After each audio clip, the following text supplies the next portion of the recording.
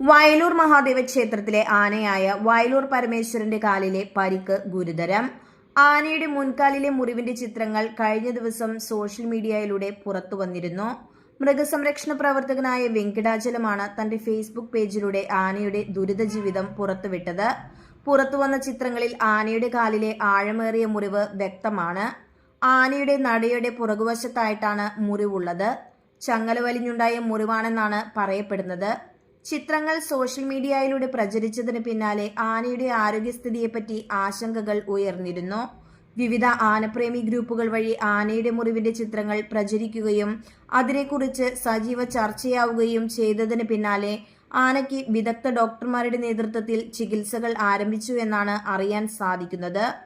ഇനിയൊരു ആനയ്ക്കും കൂടെ ആവശ്യമായ ചികിത്സകൾ കിട്ടാതെ ദുരിത ജീവിതം നയിച്ച് മരണത്തിന് കീഴടങ്ങേണ്ട ഒരവസ്ഥ വരാതിരിക്കട്ടെ. വയലൂർ പരമേശ്വരൻ എത്രയും പെട്ടെന്ന് ആരോഗ്യം വീണ്ടെടുത്ത് ജീവിതത്തിലേക്ക് തിരിച്ചു വരട്ടെ എന്ന് സർവേശ്വരനോട് പ്രാർത്ഥിക്കാം.